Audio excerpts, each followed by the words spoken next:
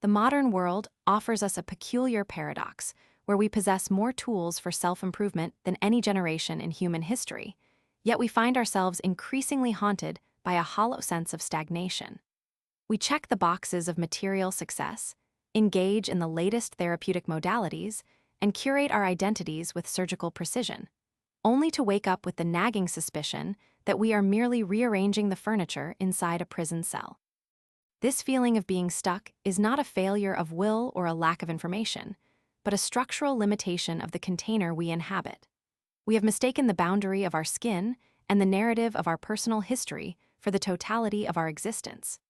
To move beyond this impasse, we must begin a journey toward the elevated within, an inner ascent that requires us to look past the flickering shadows of the self and toward the source of the light itself. This persistent malaise arises because the ego, the very thing we spend our lives polishing, was never meant to be the master of the house. In the Jungian tradition, the ego is described as a tiny island of consciousness floating upon a vast, dark, and fathomless ocean of the unconscious. It is a necessary functional center, a lighthouse that allows us to navigate the demands of the external world, but it is fundamentally limited by its own perspective. The ego believes it is the protagonist of a solitary drama, unaware that it is being moved by deep, archetypal currents that it can neither see nor control. When we live solely from this center, we are like sailors who believe they are powering the ship by blowing into the sails with their own breath, exhausted by the effort and bewildered by our lack of progress. Early Christian contemplative thought provides a strikingly similar diagnosis of this internal claustrophobia, though it uses the language of the spirit to describe the psychological landscape. The Desert Fathers spoke of the old man or the false self, a mode of being that is entirely driven by the passions, those reactive, compulsive forces that bind us to the surface of things. This version of the self is not our true nature, but a collection of survival mechanisms and egoic attachments that fragment our attention and alienate us from the divine presence. In this framework, the ego is not something to be celebrated or even merely managed, but a veil that must be thinned. It is a set of habits and distortions that we mistake for our identity, keeping us locked in a cycle of craving and aversion that prevents us from entering the deeper chambers of the heart. The crisis of meaning we face today is essentially the ego reaching the end of its tether, realizing that it cannot solve the problems of the soul using the logic of the marketplace. We try to think our way out of despair or plan our way into peace, but these are egoic strategies that only reinforce the very walls we are trying to scale. True transcendence is not the destruction of the ego, for we need a functional self to operate in time and space, but it is a radical relocation of the center of our being.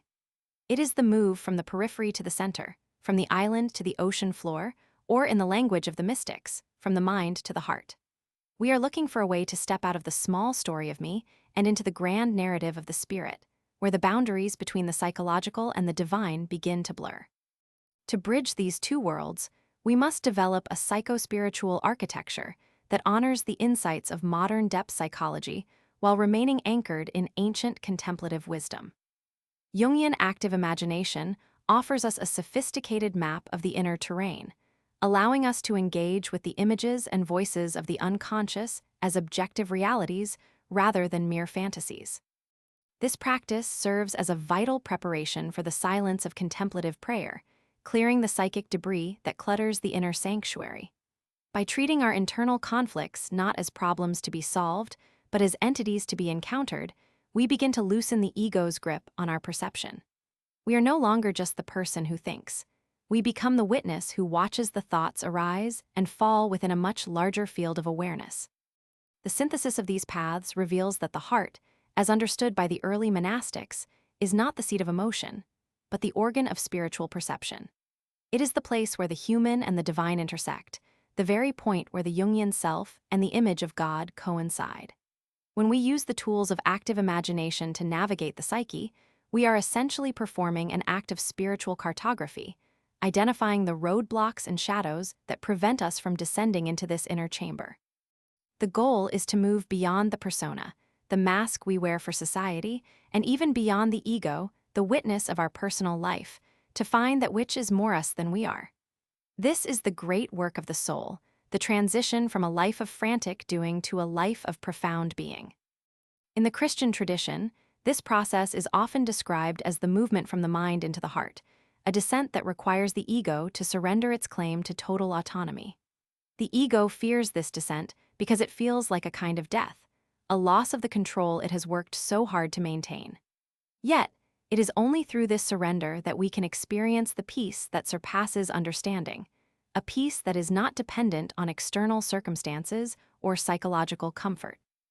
By viewing our psychological complexes through the lens of the passions, we can see them for what they are, energetic distortions that draw us away from our true center. We stop fighting with ourselves and start observing the movement of these energies with a compassionate, yet detached, awareness. This relocation of the center transforms our entire experience of reality, turning the world from a collection of objects to be manipulated into a temple of presence. We begin to see that the limitations of the ego were actually the very thing creating the sense of separation and meaninglessness that haunted us. When the ego is no longer the master, it can finally become a graceful servant, a lens through which the light of the transcendent can shine into the world. We are no longer trying to build a tower to reach the heavens. We are becoming a vessel that allows the heavens to descend into the earth of our daily lives. This is the essence of the psycho-spiritual bridge, a way of living that is both deeply psychological and profoundly mystical. As we move forward, we must hold the tension between these two frameworks, refusing to collapse one into the other. The Jungian approach gives us the language to talk to our shadows, while the Christian contemplative path gives us the silence to listen to the divine. Together, they form a complete discipline of inner transformation that addresses the totality of the human person. We are navigating the depths of the unconscious not for the sake of curiosity, but to clear the path for the indwelling of the spirit. Every image we encounter and every passion we master is a step closer to the inner sanctum, where the seeker and the sought are one. Ultimately, the journey beyond the prison of the persona is a return to a wholeness that was always there, waiting beneath the noise of the ego. It is the realization that we are not the small, struggling entities we thought we were, but participants in a vast and sacred mystery. The stuckness we feel is merely the pressure of the soul trying to expand beyond the narrow confines of the false self. By embracing the synthesis of the psychological and the spiritual, we find the key to the cell door, discovering that the door was never actually locked. We simply had to stop trying to push it open and learn the art of letting it be opened from the other side. To begin this descent, we must first learn the art of dropping the ego filter, that internal censor that constantly evaluates, judges, and discards anything that does not fit into our curated self-image.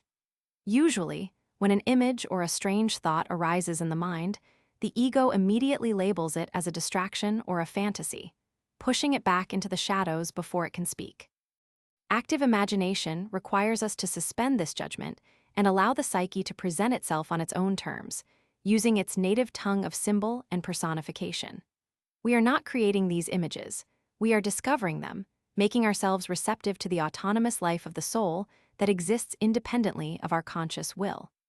This is the first step in realizing that we are not the masters of our own house, but rather guests in a much larger and more ancient temple. The practice moves us from the realm of passive dreaming, where we are merely spectators to a chaotic parade of images, into a state of active participation. In a dream, the ego is often weak or reactive, swept along by the current of the narrative without any real agency. In active imagination, we enter the inner landscape with our full conscious awareness, standing face to face with the figures that emerge from the darkness. We do not just watch the lion or the wise old man. We speak to them, we ask them why they are there, and we listen to their responses with the same seriousness we would accord a physical person. This dialogue creates a bridge between the conscious and the unconscious, allowing the energy of the archetypes to flow into the ego without overwhelming it. Carl Jung's own journey, documented in the vibrant and terrifying pages of the Red Book, serves as the primary case study for this visceral and necessary confrontation. He did not merely think about his psychological state. He plunged into the depths of his own mind, encountering figures like the scholar or the serpent as if they were objective realities. His illustrations are not mere art, but records of a visionary experience where the boundary between the internal and the external began to dissolve. He found that by giving these figures a voice and a form, he could integrate their wisdom and power, transforming what were once disruptive forces into allies. This process demonstrates that the images we carry within us are not static pictures, but living entities that possess their own intelligence and destiny. This psychological discovery finds a profound and ancient echo in the early Christian understanding of the logismoi, the intrusive thoughts and images that the Desert Fathers described as the primary battlefield of the soul. These monks realized very early on that the thoughts appearing in their minds were often not their own, but were objective forces arriving from outside the ego's perimeter. They did not identify with these images, nor did they simply try to suppress them with sheer willpower. Instead, they practiced a form of radical watchfulness, a sobriety of the mind that allowed them to observe these visitors without being seduced by them. By recognizing that these thoughts were objective realities, what they might have called spirits or demons, they gained the distance necessary to encounter them without being consumed. The genius of active imagination lies in its ability to turn the monologue of the ego into a polyphonic dialogue with the deep psyche. When we sit in the stillness and allow a figure to emerge from the mist of our interior world, we are performing an act of spiritual hospitality.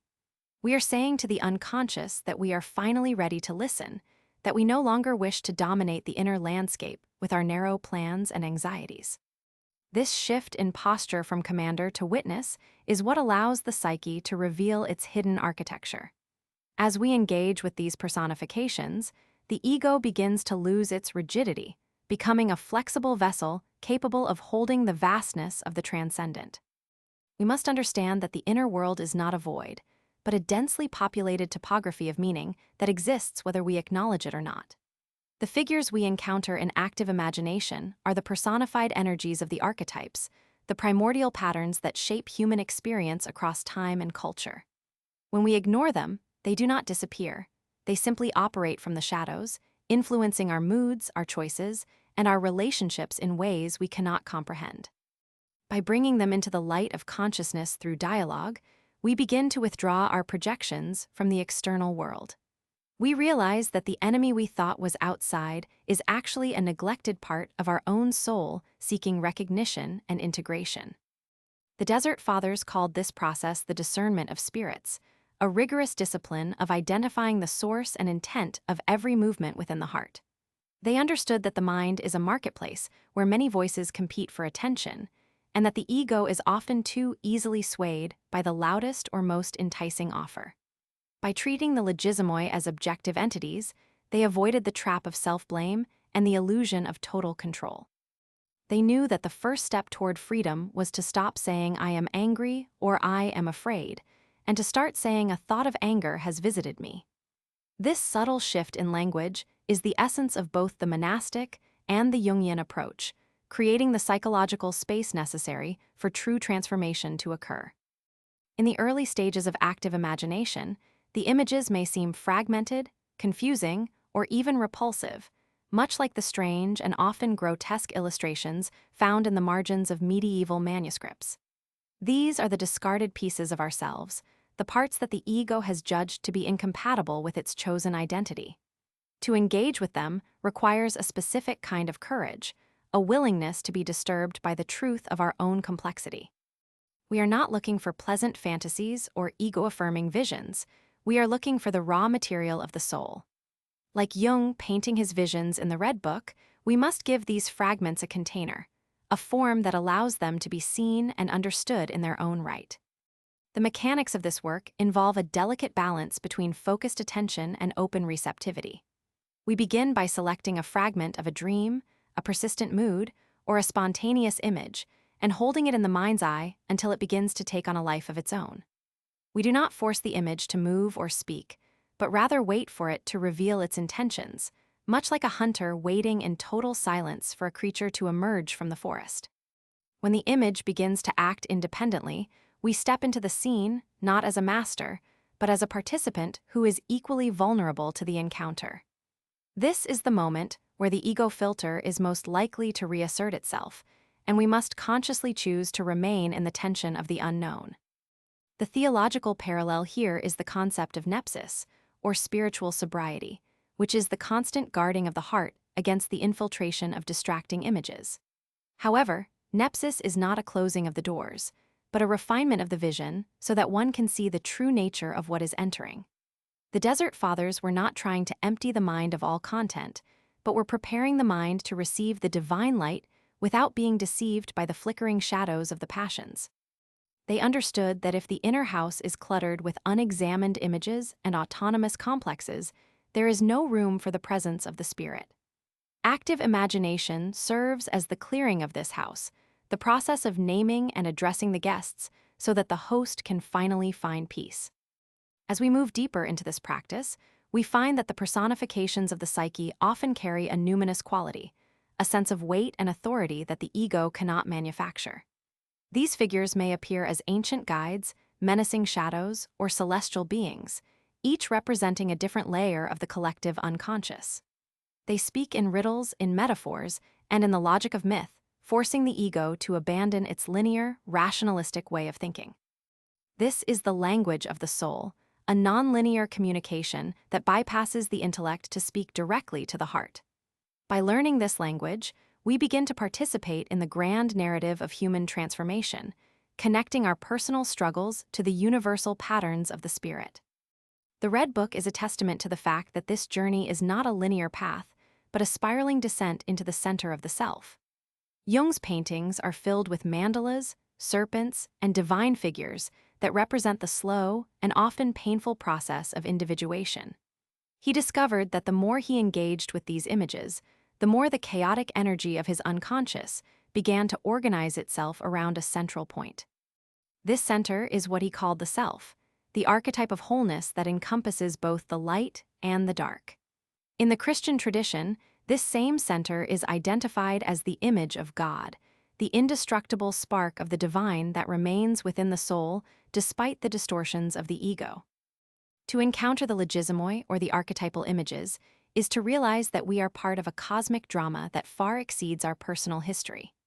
The early monastics lived in a world where the boundaries between the psychological and the spiritual were thin, where a thought was as real as a stone, and an image was as potent as a physical encounter.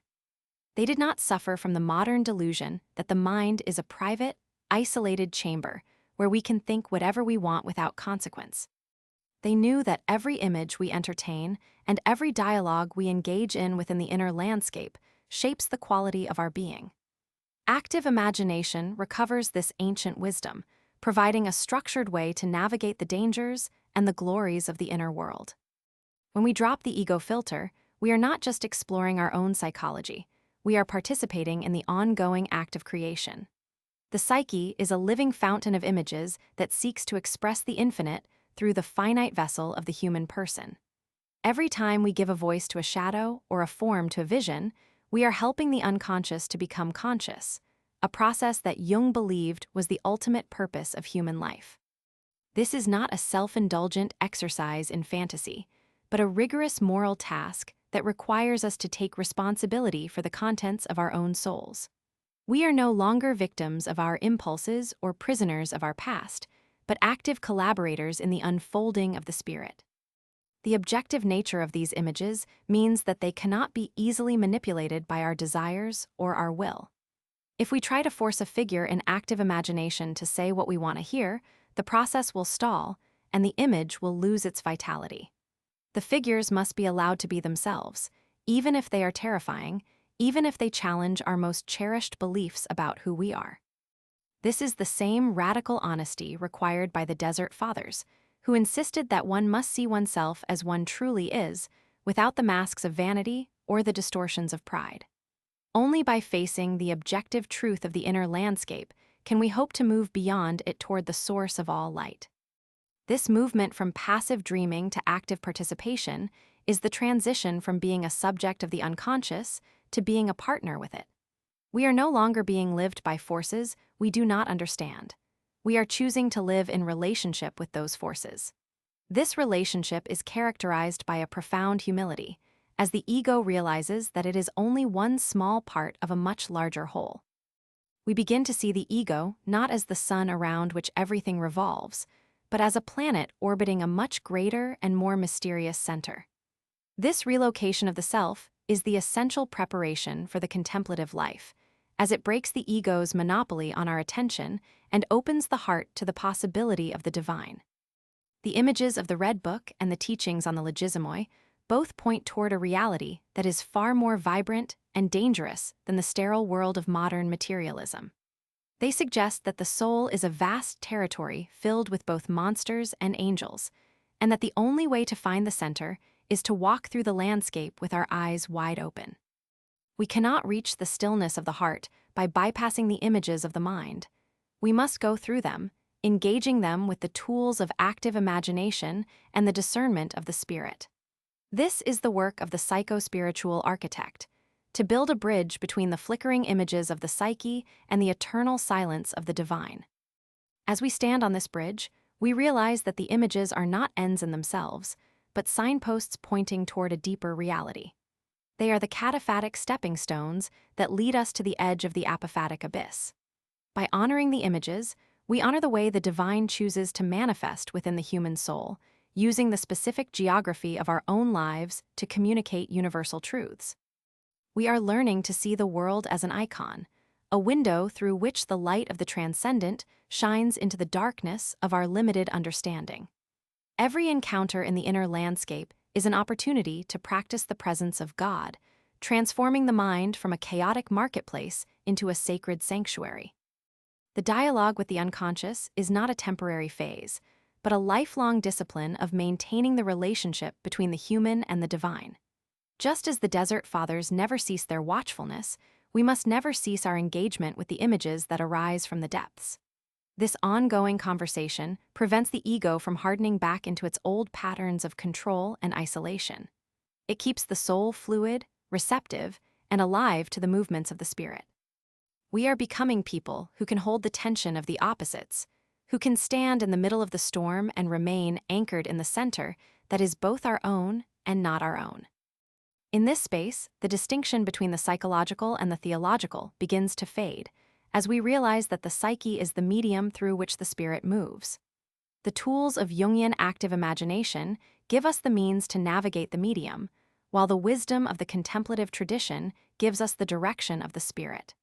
Together, they form a complete map of the inner ascent, a guide for those who are no longer satisfied with the surface of things.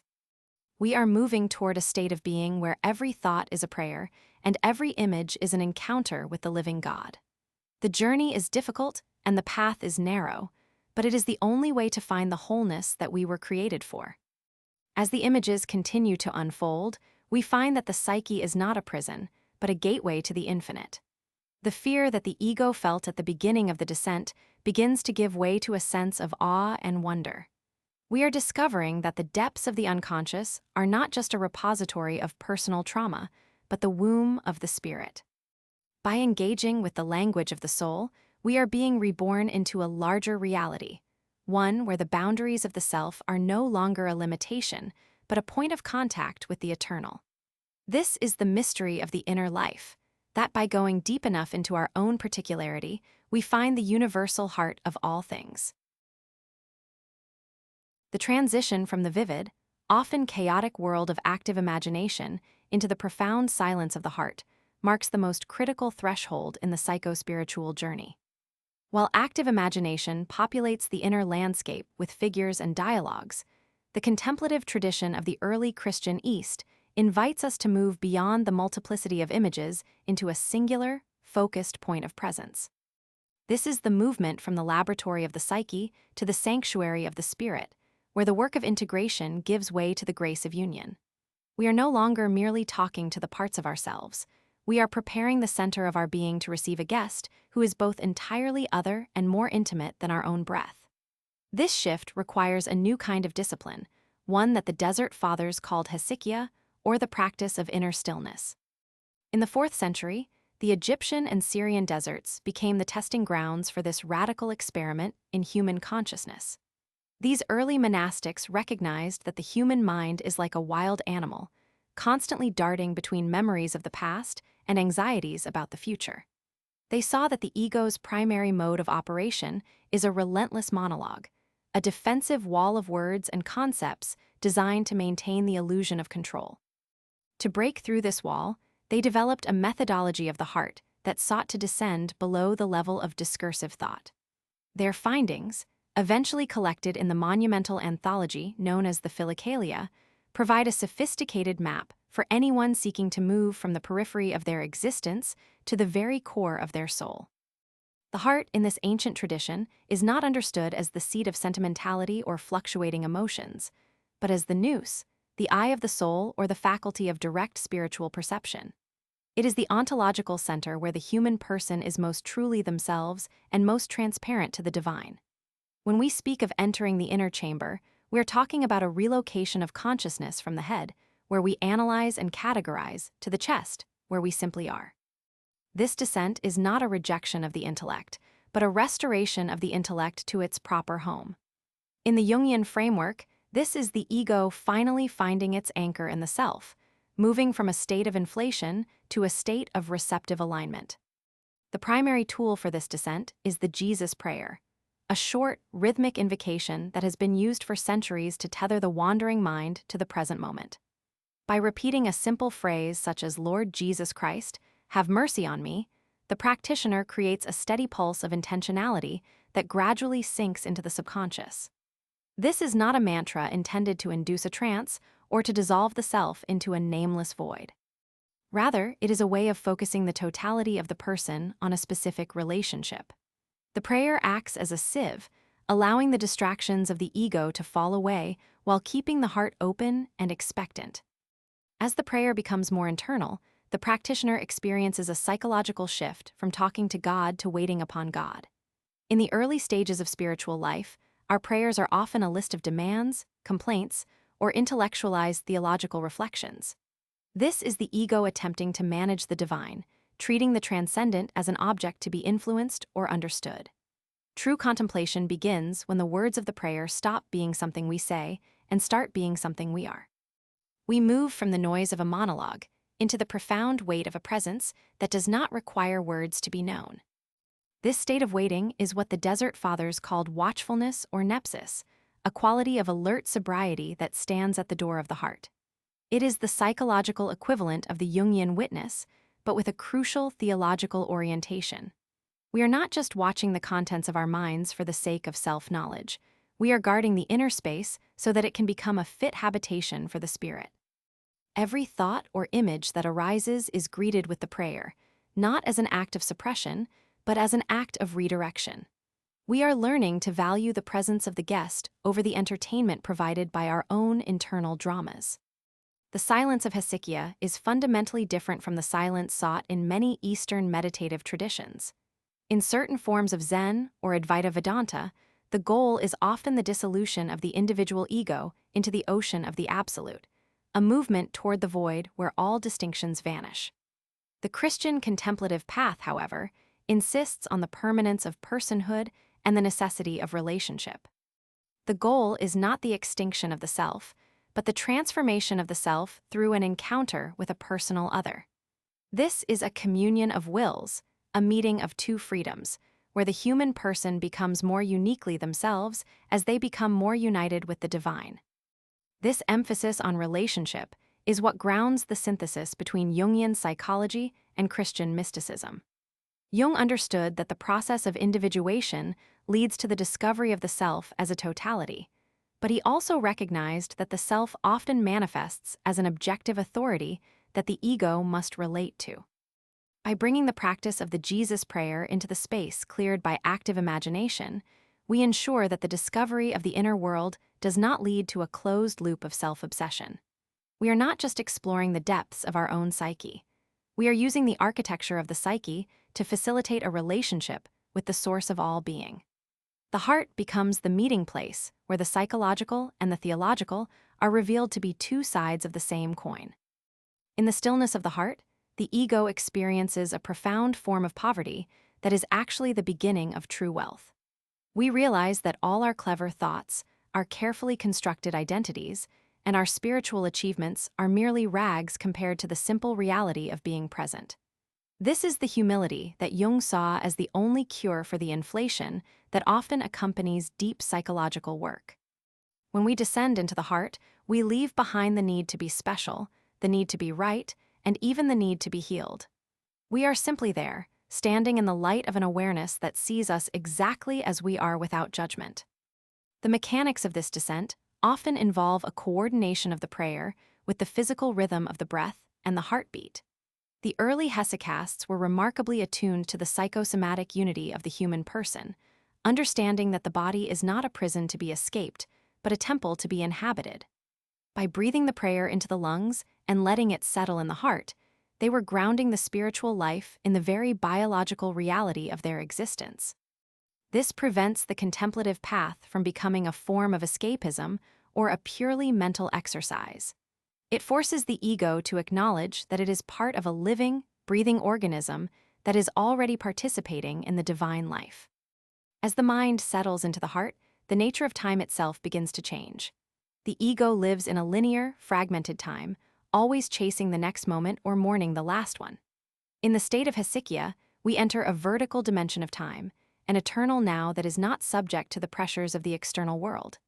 This is the psychological space where deep healing occurs, not through the analysis of past trauma, but through the application of a timeless presence to the wounds of the soul. We find that the center of the heart is a place of absolute stability, a rock upon which the waves of the unconscious can break without causing destruction. The contrast between the stillness and the activity of the modern world could not be more striking. We are conditioned to believe that our value is tied to our productivity, and that silence is merely a lack of noise. The contemplative tradition teaches us that silence is a substance in its own right, a dense and fertile medium in which the spirit can move. When we stop the internal chatter, we are not entering a vacuum. We are entering a field of high intensity, meaning that the ego is usually too distracted to perceive. This is the psychological shift from the frantic doing of the persona to the radical being of the heart. This transition requires us to face the terrifying reality of our own emptiness. When the ego is deprived of its usual distractions and its constant stream of thoughts, it often feels a sense of annihilation. This is why many people find it impossible to sit in silence for even a few minutes. The silence reveals the hollowness of the false self. However, the prayer of the heart provides a bridge across this abyss. It gives us a way to hold the tension of the emptiness until it is filled by the presence of the other. We discover that the void we feared is actually a womb, the place where the new man is being formed. The synthesis of these paths suggests that the work of active imagination is the necessary preparation for this deep silence. If we try to enter the heart while our psyche is still filled with unexamined shadows and autonomous complexes, the silence will be constantly interrupted by the screams of the repressed. Active imagination allows us to face these figures, to hear their stories, and to integrate their energy so that they no longer need to sabotage our stillness. We clear the psychic debris so that the prayer can descend unimpeded. The images of the psyche become the icons that lead us to the edge of the silence, and once we reach that edge, we let the images go to enter the cloud of unknowing. This movement into the heart is the ultimate act of courage for the ego, as it involves a total surrender of the narrative. We are no longer the authors of our own story. We are becoming characters in a much larger drama that is being written by the spirit. This is not a loss of agency, but a refinement of it. Our will is no longer a tool for self-assertion, but a faculty for consent, allowing the divine life to flow through us without resistance. We are moving from the monologue of the isolated self to the dialogue of the integrated person. Where every breath is a response to a call, we are finally quiet enough to hear. In the practice of Hesychia, we also discover the true meaning of personhood. In the modern world, we often confuse personality, the collection of our traits and preferences, with our true self. The contemplative tradition reveals that personhood is a capacity for relationship, a movement toward the other that constitutes our very being. When we stand in the heart, we are not standing alone. We are standing in a space that is inherently communal, a place where the boundaries between the self and the other are bridged by love. This is why the Christian path emphasizes the face of the divine. We are being looked at by a love that calls us into existence. This experience of being seen is the psychological foundation of spiritual transformation. Jung noted that the psyche has a natural urge toward wholeness, but this urge is often thwarted by the ego's fear of being exposed. In the prayer of the heart, we voluntarily expose ourselves to the divine gaze, bringing our most hidden and broken parts into the light of the presence. We find that this gaze is not one of condemnation, but of creative affirmation. We are not being judged for our failures, we are being recognized in our potential. This recognition is what allows the ego to finally relax its defenses and allow the process of individuation to reach its fulfillment. The stillness of the heart is not a static state, but a dynamic and evolving relationship. It is a journey into the infinite depths of the divine nature, a path that has no end because the object of its search is inexhaustible. Every moment of stillness is a new beginning, a fresh encounter with a reality that is always ancient and always new. As we cultivate this inner chamber, we find that it begins to influence our external life in profound ways. We carry the silence with us into the world, acting from a center of peace rather than a center of reaction. Our interactions with others are transformed as we begin to see them from the perspective of the heart rather than the perspective of the ego. Ultimately, the prayer of the heart is the practice of becoming a vessel. We are learning to hold the presence of the transcendent within the vessel of our own humanity, bridging the gap between the finite and the infinite. This is the essence of the incarnational life, where the spirit is not something to be sought in the clouds, but something to be lived in the body. The synthesis of Jungian depth and Christian height creates a complete human being, one who is grounded in the reality of the psyche and open to the glory of the spirit. We are descending into the heart not to escape the world, but to find the strength to love the world as it truly is. As the mind finds its rest in the heart, the distinction between the seeker and the sought begins to blur. We realize that the desire we felt for the divine was actually the divine's desire for us, echoing within the chambers of our own soul. The prayer is no longer something we do. It is the sound of the Spirit praying within us, a continuous flow of life that sustains our being. We have moved beyond the prison of the ego and into the freedom of the children of God, where the only boundary is the limit of our own willingness to receive. The inner chamber is open, and the guest is waiting, inviting us to step into a silence that speaks more clearly than any word ever could. This silence is the womb of all authentic action. When we act from the heart, our deeds are no longer driven by the need for validation or the fear of failure, but by a spontaneous overflow of the love we have encountered in the stillness.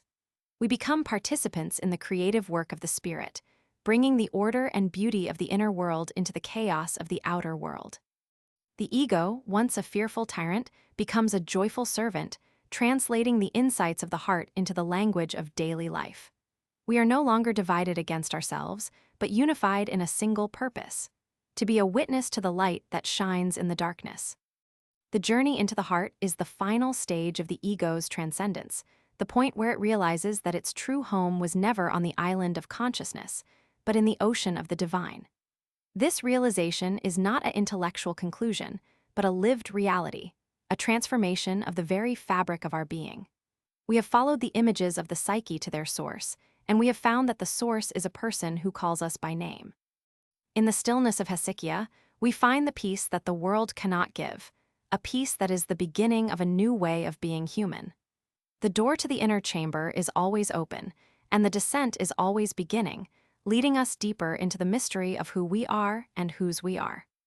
This descent into the heart also reveals the profound interconnectedness of all things.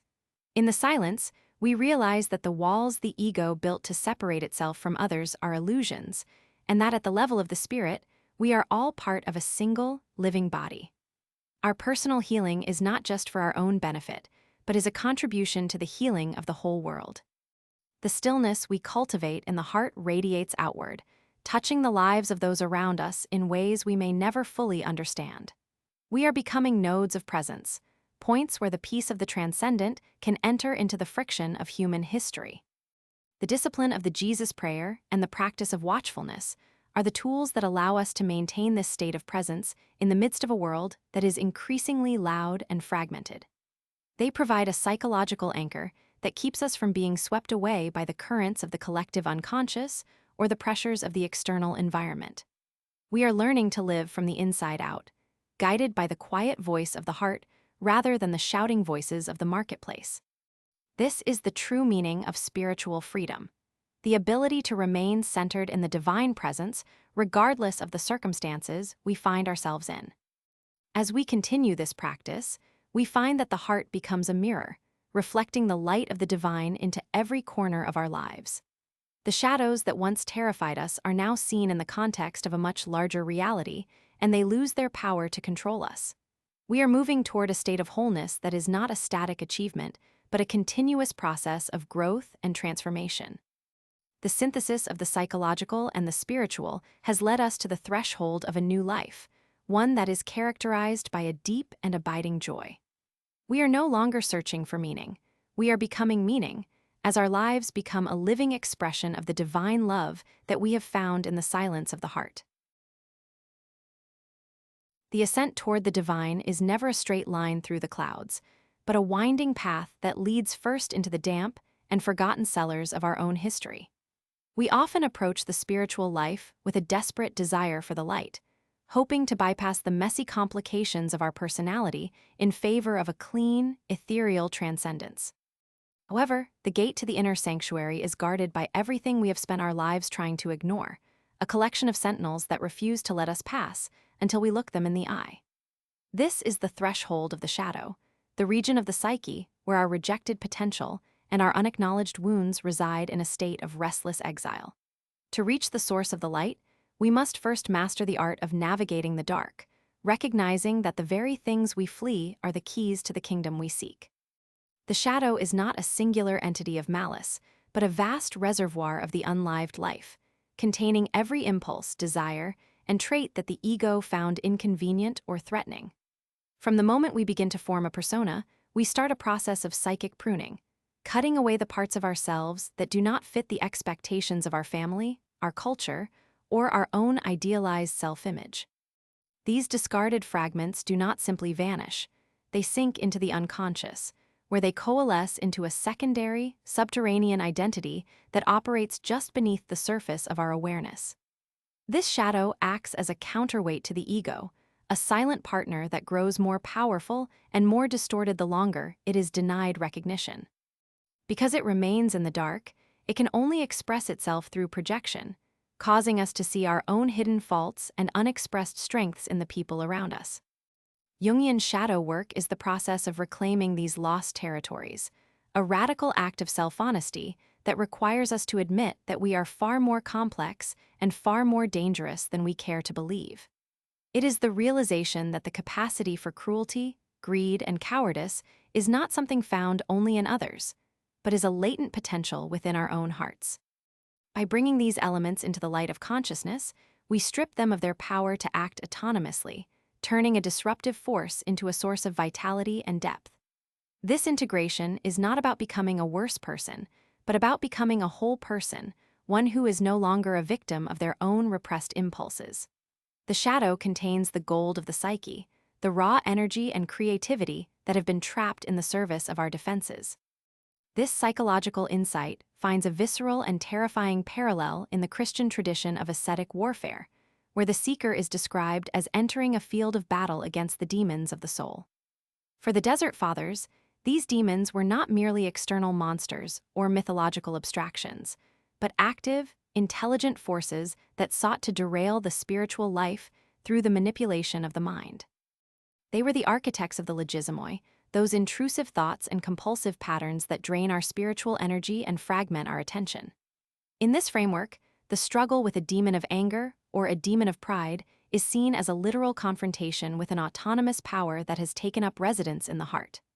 To the monk, the spiritual life was an ongoing exorcism, a process of clearing the inner house so that it could be filled with the presence of the spirit.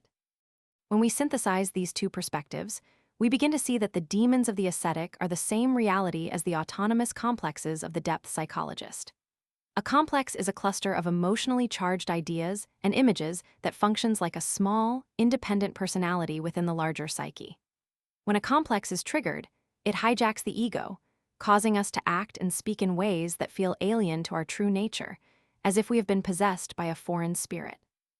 These complexes are the energetic parasites of the inner world, feeding on our reactions and keeping us locked in cycles of compulsive behavior.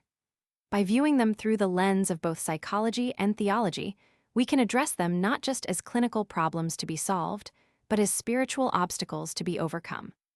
The threshold of the dark is a place of profound liminality, where the comfortable boundaries of the self begin to dissolve and the true scale of the inner world is revealed. We cannot move past the gatekeepers by pretending they are not there or by trying to suppress them with the sheer force of our will. Willpower is a tool of the ego, and the ego is often the very thing that the shadow is reacting against. Trying to fight the shadow with the ego is like trying to put out a fire with gasoline. Instead, we must adopt a posture of radical curiosity and spiritual sobriety, standing at the door of the heart and waiting for the residents of the dark to show themselves. This is the beginning of the great work, the transition from being a passive victim of our internal architecture to becoming an active participant in its transformation. In the Jungian tradition, the primary method for this confrontation is active imagination, a technique that allows us to engage in a direct, conscious dialogue with the figures of the unconscious. We do not merely think about our anger or our fear. We give that anger a face, a voice, and a form, and we enter into a conversation with it as if it were a separate person. This process bridges the gap between the conscious and the unconscious, creating a space where the ego can negotiate with the shadow rather than being overwhelmed by it. By treating these internal figures as objective realities, we honor their existence and begin to understand the needs and wounds that drive their behavior. We find that the demon at the gate is often a neglected part of ourselves that has been distorted by isolation and judgment. This dialogue is not an end in itself, but a preparation for the even deeper work of contemplative prayer, where we bring the fruits of our psychological labor before the divine presence. Once we have identified a shadow element or a demonic complex through active imagination, we do not simply leave it in the realm of the psyche. We take that integrated image and we offer it up, placing it in the light of the divine to be purified and transformed. This is the synthesis of the cataphatic and the apophatic, where the specific images of our inner life are brought into the healing silence of the transcendent. We are not just analyzing ourselves, we are presenting the totality of our being, both the light and the dark, to the source of all life. The struggle with the gatekeepers is fundamentally a struggle for the energy of the soul, which is often tied up in the defensive structures of the ego. Every time we repress a part of ourselves, we use a portion of our vital energy to keep that part in the dark, leaving us feeling depleted, anxious, and hollow. The demons and the complexes are the places where our life force has become knotted and stagnant, preventing the flow of grace through the heart. By confronting these forces, we are essentially performing a psychic surgery, untying the knots and releasing the energy so that it can be redirected toward our spiritual evolution. This is why the path through the dark is so exhausting. It requires us to face the very things that have been draining us for years. The ascetic warfare of the early Christians was characterized by a quality of watchfulness that allowed the monk to see a thought approaching from a distance. They understood that a demon does not attack all at once, but begins with a subtle suggestion, a flicker of an image or a whisper of a doubt. If the monk is asleep, the suggestion takes root and becomes a passion, a compulsive force that dominates the will. Active imagination provides us with the modern tools to practice this ancient watchfulness, giving us a way to visualize and name these movements before they take control. We learn to see the shadow not as a vague cloud of negativity, but as a specific set of figures with specific intentions, allowing us to respond with clarity rather than reaction. This process requires a high degree of moral courage, as the shadow often contains the very things we find most loathsome in ourselves. It is one thing to acknowledge the concept of the shadow in the abstract, but it is quite another to sit face to face with the personification of our own cowardice, our own cruelty, or our own bottomless need for validation. The ego will do everything in its power to avoid this encounter, creating distractions, rationalizations, and even physical symptoms to keep us from looking within. Yet, it is precisely in this confrontation that the possibility of true transcendence lies. We cannot be transformed into something new until we have fully accounted for what we currently are, striping away the masks of the persona until only the raw truth remains. When we engage a shadow element in dialogue, we often discover that its demonic appearance is a result of its long imprisonment in the unconscious. A part of the soul that is denied expression will eventually turn sour, becoming a predatory force that seeks to sabotage the ego that rejected it. However, when that same part is given a voice and a place in the light, its true nature begins to emerge. The demon of anger may reveal itself to be a distorted form of the sacred power of justice. The demon of lust may be a perverted expression of the soul's deep longing for union. By listening to the shadow, we find the divine spark that was hidden at its core, allowing that energy to be redeemed and integrated into the service of the whole person. This redemption is not something the ego can accomplish on its own, for the ego is the one who created the shadow in the first place. The final transformation must occur in the space of contemplative prayer, where we move beyond the dialogue of images and into the presence of the divine light. In this state of receptivity, we offer the integrated shadow to the spirit, asking for the grace to see it as God sees it. We are no longer trying to fix ourselves through psychological techniques. We are standing in the center of the heart and allowing the light of the transcendent to permeate every layer of our being. This is the alchemy of the soul, where the lead of our repressed darkness is turned into the gold of a unified and sanctified life. The gatekeepers are not there to keep us out, but to ensure that we do not enter the sanctuary with a divided heart.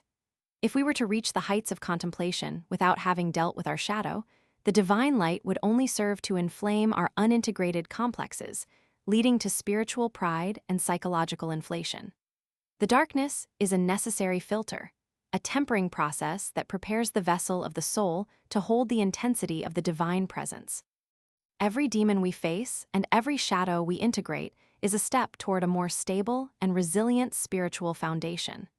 We are building an interior architecture that is strong enough to withstand the weight of the infinite, a structure that is grounded in the truth of our humanity. In the silence of the heart, the distinction between the psychological and the spiritual begins to fade, as we realize that the struggle with the shadow is a sacred task. We are not just cleaning up our personal history, we are participating in the cosmic work of reconciliation, bringing the scattered pieces of the divine image back into wholeness. The early monastics understood that their private battle with the demons was a contribution to the salvation of the world, a way of reducing the total amount of darkness in the collective human soul.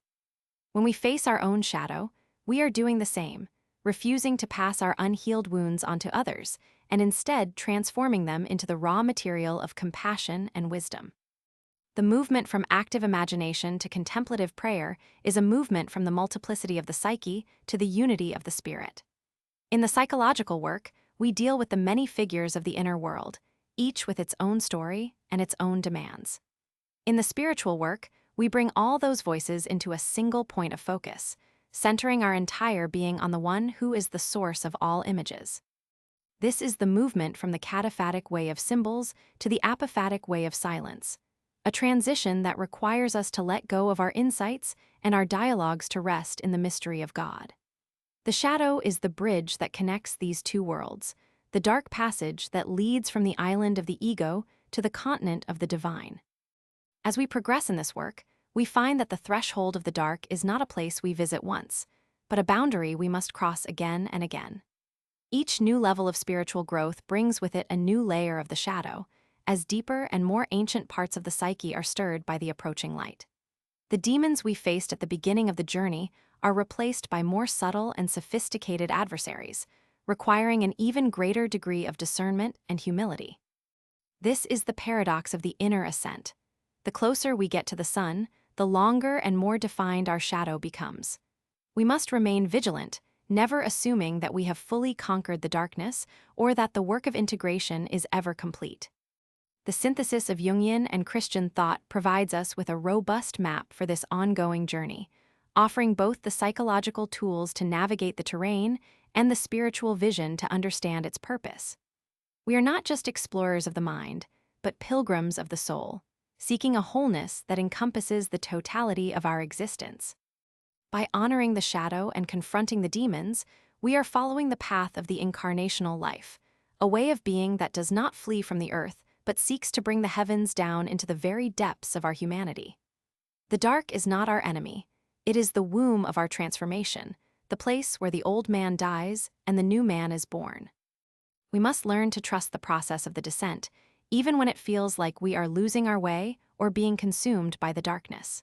The fear we feel at the threshold is a sign that we are approaching something real, something that the ego cannot control or categorize. This fear is the beginning of wisdom, the realization that we are in the presence of a mystery that is far greater than ourselves. By staying in the tension of the dark, we allow the psyche to do its work, trusting that the light we seek is already present within the very shadows that frighten us. We are not looking for a way out of our humanity, but a way through it into the heart of the divine. The dialogue with the shadow eventually gives way to a profound sense of inner peace, a quietness that comes from no longer being at war with ourselves. When the demons have been named and the complexes have been integrated, the inner house becomes a place of hospitality and rest. We find that we have more energy, more clarity, and more capacity for love, as the power that was once trapped in our defenses is now available for the service of the spirit. The gatekeepers have become our allies, guarding the sanctuary of the heart and ensuring that our communion with the divine is grounded in the reality of our whole being. This is the fruit of the work, a life that is no longer divided, but unified in the light of a truth that has faced the darkness and emerged transformed. As the images of the psyche are brought into the divine presence, they undergo a final transfiguration, becoming icons of the spirit. The figure of the shadow is no longer a source of fear, but a reminder of our shared human vulnerability and our need for grace. The demons of the past become the teachers of the present, showing us where we are still prone to distraction and where we must still cultivate watchfulness. Everything in the inner world is revealed to be a part of the grand tapestry of our salvation, a necessary element in the unfolding of the divine image within us. We have crossed the threshold, not by destroying the dark, but by allowing it to be illuminated by a light that knows no shadow. This illumination does not erase our history or our personality, but it places them in a new and eternal context. We are still the same people, with the same memories and the same traits, but we are no longer defined by them. We have found a center of gravity that is deeper than our psychology, a point of stillness that remains unmoved by the fluctuations of the mind.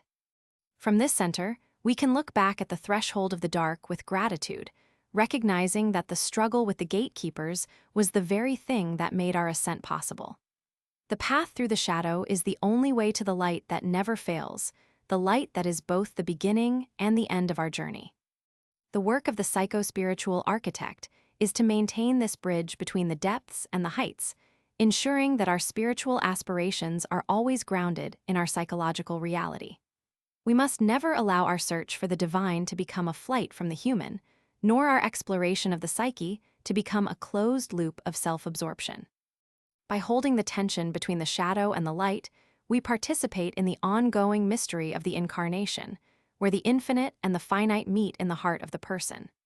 This is the true meaning of transcending the ego, not the loss of the self, but the discovery of a self that is vast enough to contain both the demon and the angel, both the earth and the heavens. As we stand in this integrated state, we realize that the darkness was never an obstacle to the light, but the very medium through which the light is revealed. Just as a star can only be seen against the blackness of the night sky, the divine presence is most clearly perceived against the backdrop of our own acknowledged poverty and brokenness. The shadow is the canvas upon which the spirit paints the masterpiece of our lives, using the dark colors of our struggles to highlight the brilliant hues of our redemption.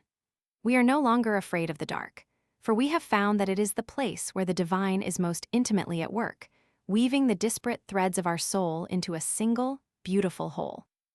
The transition from the dialogue of active imagination to the silence of contemplation is the final movement of this section of the journey, a surrender of the mind to the heart. We have spoken to the shadows, we have named the demons, and we have integrated the complexes. Now, we simply stand in the presence of the one who is beyond all names and all images. The work of the psyche has prepared us for the gift of the spirit, clearing the inner space so that the divine can dwell within us without hindrance. We are ready to move from the way of affirmation to the way of negation, from the image to the source, and from the self to the light. The door is open, the threshold has been crossed, and the inner sanctuary awaits. This state of readiness is not a passive waiting, but an active, vibrant expectancy, a sobriety of the soul that is alive to every movement of grace. We carry the lessons of the shadow work with us into the silence, using our newfound self-knowledge to keep our hearts open and our minds focused. We are no longer easily deceived by the flickering shadows of the ego, for we have seen them for what they are and have brought them into the light. Our prayer is now a unified offering, a sacrifice of the whole person on the altar of the divine presence. We are becoming what we were always meant to be, a temple of the living God, where the human and the divine are forever one. The path forward leads deeper into the mystery of the divine nature, into the cloud of unknowing where the distinctions between the psychological and the spiritual are finally transcended. But we could never have reached this point without the descent into the dark, without the confrontation with the gatekeepers, and without the arduous work of shadow integration. The darkness has been our teacher, our guide, and our friend, leading us by the hand to the edge of the light. We honor it as a sacred part of our journey, a necessary stage in the evolution of our soul. The shadow and the demons have done their work, and now they rest, while the spirit begins its final ascent into the heart of the eternal. To navigate the vertical ascent of the soul, we must first master the two primary languages of the inner life, the way of the image and the way of the silence. In the ancient traditions of the Christian East, these are known as the cataphatic and apophatic paths, the twin pillars of a complete spiritual architecture. The cataphatic path, or the way of affirmation, recognizes that the divine manifests through the multiplicity of the world, using names, symbols, and icons to lead the mind toward the transcendent. It is the ladder of the senses, a necessary scaffold that allows the human person to climb from the known to the unknown using the raw material of creation. Without this path, the divine remains a cold abstraction, a distant force that has no point of contact with our lived experience as embodied beings. Jungian Active Imagination is the modern psychological fulfillment of this cataphatic tradition, providing a structured method for engaging the vivid imagery of the unconscious. Just as the monk uses an icon as a window into the divine, the seeker uses the spontaneous images of the psyche as windows into the totality of the self. We do not discard the images of our dreams or the figures of our fantasies. We treat them as living symbols that carry a weight of meaning far beyond their surface appearance. This is the recognition that the psyche speaks in the language of myth and metaphor, because these are the only vessels large enough to contain the energies of the archetypes. By honoring the image, we honor the specific way the infinite chooses to clothe itself in the finite geography of our own lives. However, the cataphatic path eventually reaches its limit, for no image, no matter how beautiful or numinous, can fully contain the essence of the source. This is where the apophatic path, or the way of negation, begins to pull us toward the cloud of unknowing. The apophatic tradition insists that to find the ultimate reality, we must eventually strip away all concepts, all names, and all visual forms. It is a movement into the darkness of the heart, a radical letting go that allows the soul to rest in a presence that cannot be thought, only experienced. If the cataphatic way is the painting of the icon, the apophatic way is the gold leaf background that represents the uncreated light, the void that is simultaneously the fullness of all being. The synthesis of these two ways is the key to a balanced psycho-spiritual life, preventing us from falling into the traps of either literalism or nihilism. If we remain only in the cataphatic realm, we risk becoming lost in a labyrinth of our own psychological projections, mistaking the map for the territory. We might become obsessed with the drama of our inner figures, turning active imagination into a form of spiritual entertainment that never leads to true transformation. Conversely, if we attempt to jump directly into apophatic silence without the preparation of the image, we often encounter only a dry, intellectual emptiness. Without the images to ground us, the silence can become a desert where the ego simply hides from the difficult work of integration. Active imagination serves as the vital cataphatic preparation for the apophatic descent, performing the essential task of clearing the psychic debris. Before we can enter the silence of the heart, we must address the noise of the unconscious, the voices of the shadow, and the complexes that demand our attention. By engaging these figures through dialogue and symbol, we give them a place in the light, allowing their chaotic energy to be integrated into a larger wholeness. This process thins the veil of the ego, making the inner house quiet enough for the deeper silence to finally take root. We are using the image to exhaust the mind's need for images, leading the psyche to a point of saturation where it can finally let go and rest. In this framework, the icon is not an object to be looked at, but a threshold to be stepped through. Whether it is a traditional religious painting or a spontaneous image from a dream, the function of the symbol is to focus the scattered rays of our attention into a single, burning point. This focused attention is the bridge between the psychological and the spiritual, the place where the activity of the imagination meets the receptivity of the prayer. We are using the creative power of the psyche to build a sanctuary within the mind, a sacred space where the encounter with the divine can occur. Once the sanctuary is built and the guest has arrived, the architecture itself begins to fade, leaving only the presence that it was designed to house.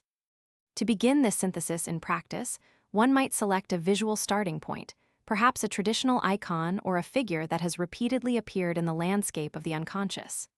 Sit in a posture of alert stillness, holding the image in the mind's eye without trying to analyze or manipulate it. Allow the details of the image to become vivid, noticing the colors, the textures, and the expression of the figures as if they were physically present before you. This is the beginning of the cataphatic movement, a deliberate engagement with the symbol that signals to the psyche that you are ready for dialogue. Do not force the image to move, but wait with a quality of patient expectancy for it to take on its own autonomous life. As the image begins to breathe and act, you step into the scene with your full conscious awareness, no longer a spectator but a participant in the unfolding drama. If the figure is a wise guide, you might ask for a word of direction. If it is a menacing shadow, you might ask why it has been haunting your steps. Listen to the responses with the ear of the heart, allowing the dialogue to move in directions that your rational mind could never have planned. This is the work of active imagination, the process of bringing the hidden contents of the psyche into a relationship with the ego. You are performing an act of spiritual hospitality, welcoming the fragments of yourself back into the unity of the whole. As the dialogue reaches its natural conclusion, notice the shift in the atmosphere of the inner landscape, a sense of resolution or a thinning of the tension. Instead of immediately returning to the external world, you now begin the apophatic transition, allowing the images to slowly dissolve into the background. The figures fade, the colors soften, and the specific details of the scene begin to lose their edges, like mist evaporating in the morning sun. You are not pushing the images away, but rather letting them go, having received the energy and the insight they were meant to provide. This is the movement from the form to the formless, from the word to the silence that gave birth to the word. You now find yourself standing at the edge of the cloud of unknowing, a space where there are no more voices to hear and no more pictures to see. The mind, which has been so active in the work of the imagination, is now invited to rest in a state of pure, objectless awareness. This is the silence of Hesychia, a stillness that is not a lack of sound, but a density of presence that exceeds the capacity of the intellect. In this space, the ego has no role to play, no story to tell, and no problems to solve. It is simply a witness to a reality that is beyond its grasp. You are resting in the center of the heart, the place where the human spirit is touched by the divine life. This progression from the vivid image to the profound silence mimics the path of the soul's return to its source. We start with the multiplicity of our psychological experience and move toward the simplicity of the divine unity. The cataphatic work ensures that our silence is not an escape from our humanity, but a fulfillment of it as we bring our integrated self into the encounter. The apophatic work ensures that our psychology does not become a closed system, but remains open to the transcendent light that shines through the cracks of our brokenness. Together, they form a rhythm of breathing, an inhalation of meaning through the image, and an exhalation of surrender into the silence.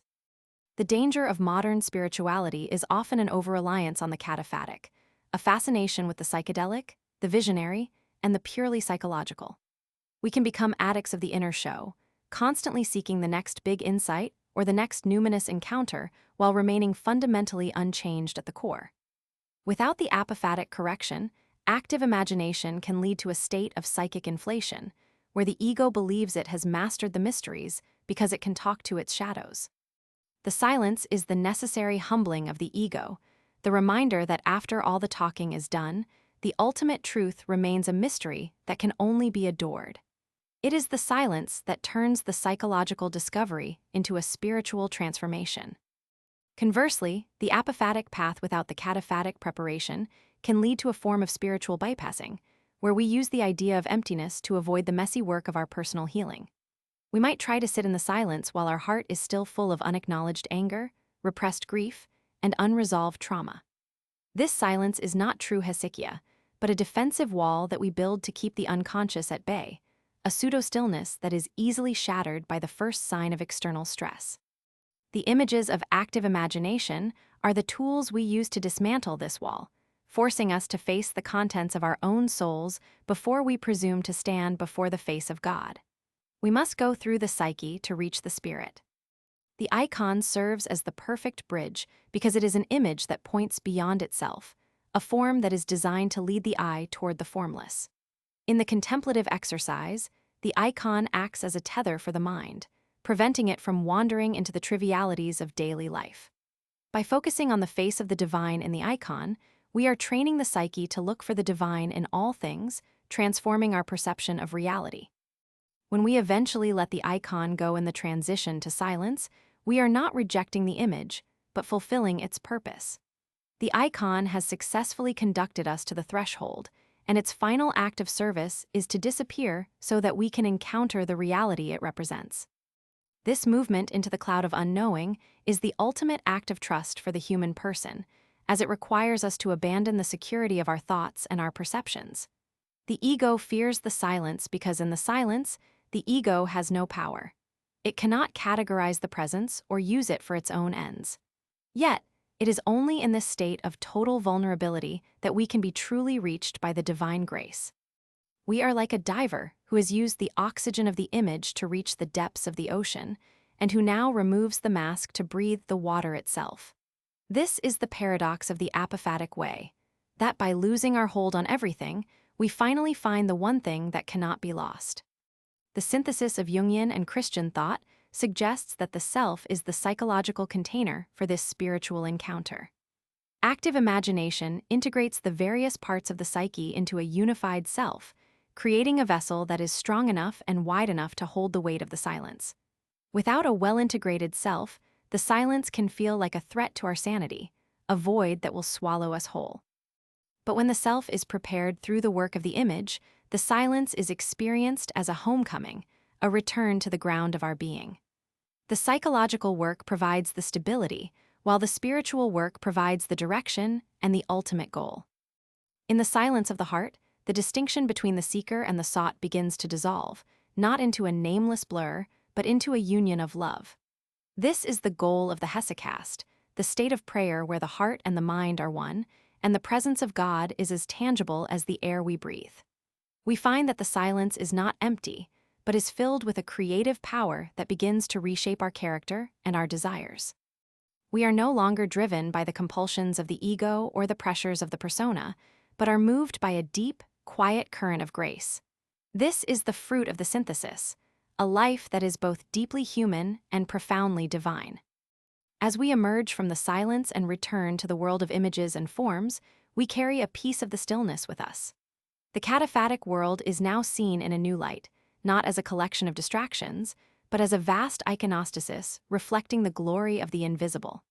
Every person we meet and every event we experience becomes a potential encounter with the transcendent, a symbol that points back toward the silence of the heart. We have learned to move between the two worlds with ease, using the image to engage the world and the silence to anchor our souls. The psycho-spiritual architecture is complete, providing a way to live in the tension of the finite and the infinite. This practice of moving from the icon to the imagination and then to the stillness is a daily discipline of recalibration. It prevents the ego from hardening into its old patterns of control and keeps the soul fluid and receptive to the movements of the spirit. We are constantly clearing the psychic debris, engaging the shadows, and then resting in the source, a cycle of transformation that has no end. Each time we descend into the heart, we go a little deeper, and each time we return, we bring a little more of the light back with the us. We are becoming people of the bridge, inhabitants of the threshold where the psychological and the spiritual are revealed to be one.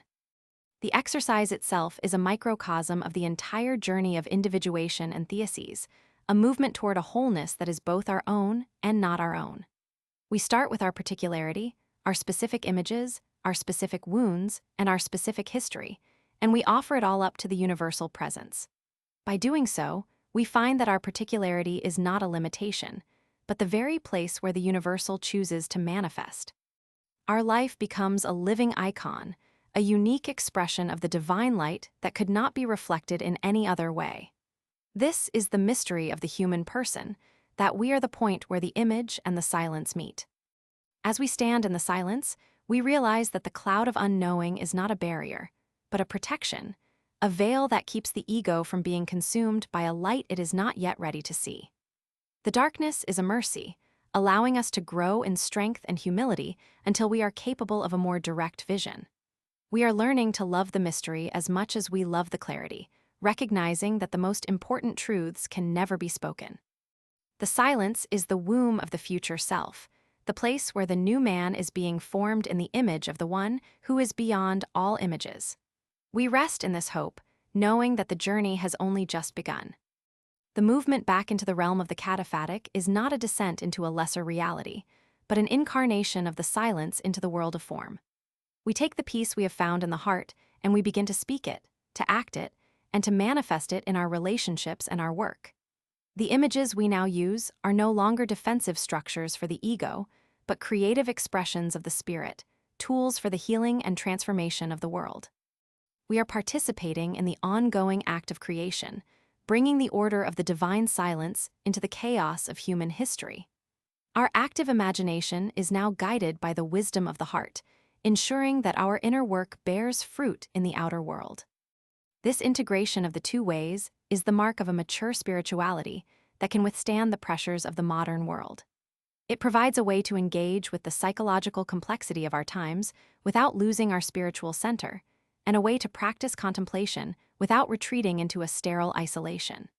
We are fully present to the drama of the psyche and fully anchored in the silence of the spirit, holding the tension of the opposites with a graceful and resilient strength. We have found the middle way, the path of the heart that leads through the image to the source and back again. The ladder of the soul is always there, inviting us to climb. As the mind settles into the heart, the very nature of our thoughts begins to change, becoming less like a monologue and more like a prayer. The images that arise are no longer distractions to be pushed away, but are greeted as guests who have come to participate in the silence. We find that the psyche is not a separate entity from the spirit, but is the medium through which the spirit moves and acts. The distinction between the psychological and the theological becomes a matter of perspective rather than a division of reality. We are living in a unified field of presence, where every movement of the soul is a movement toward the divine.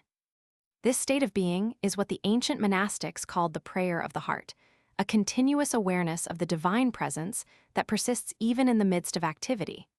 It is the psychological fulfillment of the command to pray without ceasing, a state where the ego is no longer the center of gravity. We are being lived by a life that is larger than our own, guided by an intelligence that we can only perceive in the silence. This is the true meaning of transcending the ego, not its destruction, but its relocation into the service of the self and the spirit. We have found the master of the house, and we are finally at peace. The synthesis of Jungian and Christian thought provides us with the tools to navigate this transition with clarity and courage. We are no longer afraid of the images of the unconscious, for we know they are the language of the soul. We are no longer afraid of the silence of the heart, for we know it is the home of the spirit. We have built a bridge that can carry us across the abyss of meaninglessness, connecting the depths of our humanity with the heights of the divine. The journey is difficult and the path is narrow, but we are not walking it alone. We are part of a grand tradition of seekers who have found that the way to the light leads through the heart of the darkness. As we continue to practice this movement between the image and the silence, we find that the boundaries of ourself are expanding. We are no longer just the person who thinks or even the person who imagines. We are the field in which the thinking and the imagining occur. We are the witness and the participant, the icon and the light, the word and the silence. This expansion of awareness is the essence of individuation, the process of becoming the whole person we were created to be. We are moving toward a state of wholeness that is a reflection of the divine wholeness, a unity that encompasses all diversity. In the end, the cataphatic and the apophatic are not two different paths, but two different ways of experiencing the same reality. They are the breathing of the soul, the rhythm of its engagement with the infinite. By mastering both, we become capable of a deeper and more authentic life, one that is grounded in the truth of our psyche and open to the mystery of the spirit. We are the psycho-spiritual architects of our own transformation, building a temple that is both human and divine. The silence is calling, the images are waiting, and the heart is ready to begin the ascent. The psychological journey inevitably leads us to a central, organizing power that Carl Jung identified as the self, a concept that serves as the teleological end of all human development. This self is not the ego we are familiar with in our daily lives, but the totality of the psyche, an archetype of wholeness that encompasses both the conscious mind and the vast, swirling depths of the unconscious. It is the destination toward which every dream, every shadow, and every archetypal encounter has been pointing since the moment of our birth. When we engage in active imagination, we are not merely wandering through a private gallery of images, but are being drawn toward this magnetic center that seeks to harmonize the disparate fragments of our being. The self is the master of the house that the ego has mistakenly claimed for its own, a presence that is both within us and yet strangely beyond our personal control. In the early Christian contemplative tradition, this same internal center is described as the imago Dei, the image of God that was etched into the very fabric of the human soul at the moment of creation. This is not a physical likeness or a set of moral attributes, but a structural blueprint of the divine that resides in the deepest chamber of the heart. The Desert Fathers and the Hesychasts believed that while this image had been obscured by the debris of the passions and the noise of the world, it remained fundamentally indestructible and pure. The goal of the spiritual life was to clear away the distortions of the false self, so that this divine spark could once again shine through the person. Just as the Jungian self represents the blueprint of psychological wholeness, the imago Dei represents the blueprint of our spiritual participation in the life of the transcendent.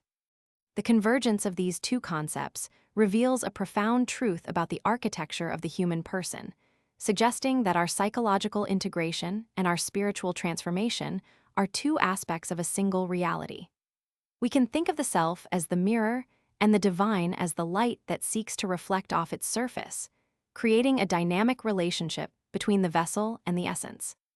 If the mirror is cracked, clouded, or turned away from the source, the light cannot be seen, and the person remains in a state of fragmentation and darkness. Active imagination is the process of polishing this mirror, identifying the shadows and complexes that distort the reflection, while contemplative prayer is the act of turning the mirror toward the light. One prepares the psychological container, while the other invites the spiritual presence that fills the container with meaning. This relationship implies that the self is the medium through which the divine becomes manifest in time and space, providing the necessary structure for the infinite to interact with the finite. Without the self, the light of God would be an overwhelming, formless intensity that the human mind could not perceive or integrate. Without the divine light, the self would be a dead, cold architecture, a beautiful but empty temple waiting for a deity that never arrives.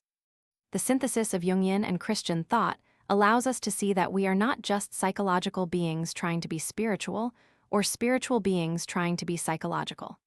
We are a single, unified mystery where the depth of the psyche is the very place where the height of the spirit takes root. The danger that arises at this stage of the journey is the subtle and devastating trap of inflation, where the ego begins to mistake itself for the very light it is meant to reflect. When we encounter the numinous power of the self, or the overwhelming beauty of the imago Dei, the ego often experiences a surge of borrowed majesty, leading it to believe that it has become divine. This is the psychological root of spiritual pride, a state where the seeker becomes intoxicated by their own experiences and begins to view themselves as a master rather than a servant. In the Jungian framework, inflation is a form of psychic possession, where the ego is swallowed by an archetype and loses its capacity for discernment and humility. It is the moment the mirror starts to believe it is the sun, forgetting that its brilliance is entirely dependent on its orientation to the source. Contemplative humility serves as the essential cooling agent for this heat, providing a theological guardrail that prevents the psychological discovery from turning into a spiritual catastrophe.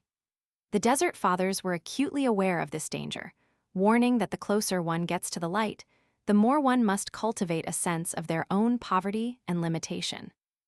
They practiced a radical form of self-emptying, or kenosis, ensuring that the ego remained small and transparent even as the spirit within them grew in power. This humility is not a form of self-loathing or a denial of one's value, but a sober recognition of the proper relationship between the creature and the creator. It is the understanding that the more we find our true self, the more we realize that we are not the source of our own being. By holding the tension between Jungian discovery and Christian humility, we can navigate the inner ascent without falling into the abyss of narcissism. Active imagination gives us the courage to explore the vastness of our internal world, while contemplative prayer gives us the reverence to remember that we are standing on holy ground. We are learning to be large enough to contain the archetypes and small enough to be moved by the spirit, a balance that requires a constant vigilance of the heart. The ego must become a graceful witness to the unfolding of the divine image, neither cowering in fear nor strutting in pride. This is the narrow path of the psycho-spiritual architect, building a life that is both psychologically whole and spiritually surrendered. The self as the archetype of wholeness often manifests in symbols of the mandala, a geometric representation of the center that holds all opposites in a state of perfect tension. When we encounter this symbol in our dreams or through active imagination, we are witnessing the psyche's attempt to organize itself around the divine spark. The mandala is the psychological map of the imago Dei, showing us how the light of the center radiates outward to inform every aspect of our personality. It suggests that our healing does not come from removing our complexity, but from finding the center that can hold that complexity in a unified embrace. The self is the point of stillness in the middle of the turning world, the place where the human and the divine are joined in a sacred marriage. In the Christian tradition, this center is often identified with the heart, which is seen as the organ of spiritual perception and the seat of the imago Dei. To enter the heart is to move beyond the peripheral concerns of the ego and to stand in the presence of the indwelling God. This is a move from the head to the chest, from the realm of concepts and images to the realm of direct, unmediated experience.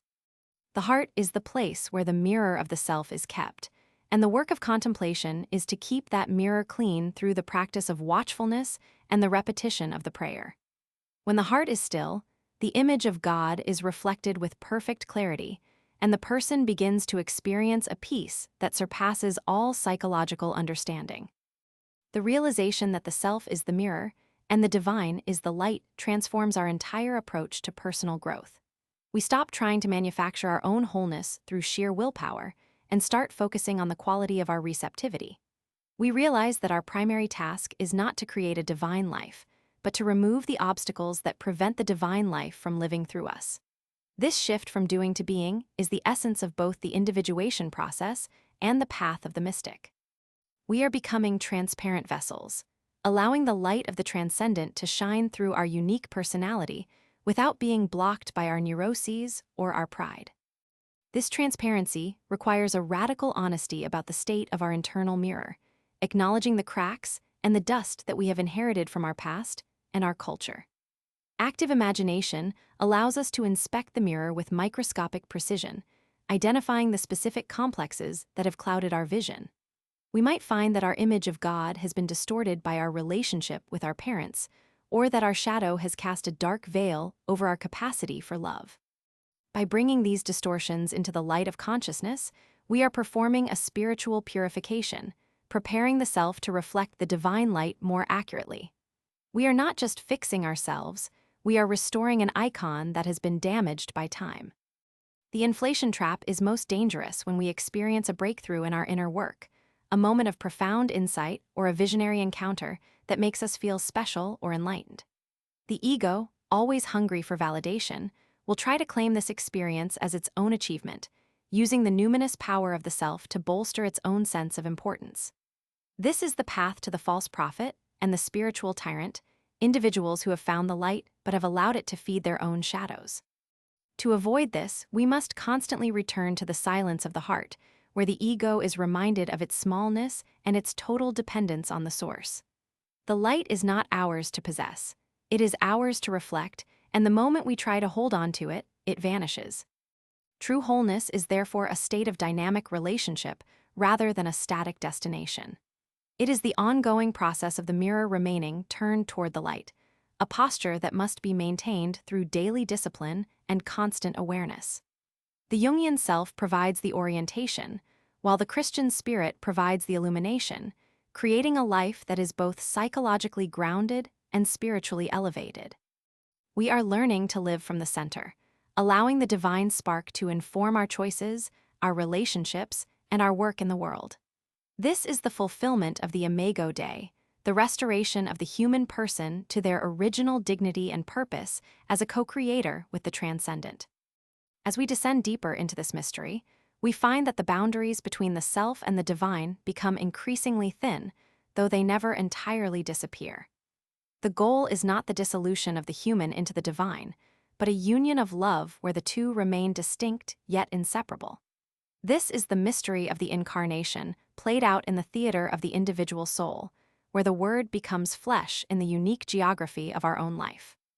We are the place where the infinite chooses to become finite, and our self is the vessel that makes this miracle possible. The more we embrace our psychological wholeness, the more we become a fit habitation for the divine presence. The humble heart is the only container strong enough to hold the power of the archetypes without being shattered by them. Humility provides the psychological stability that allows us to stand in the presence of the numinous without losing our minds or our morals. It is the realization that the self is a gift that we have received, not a tower that we have built.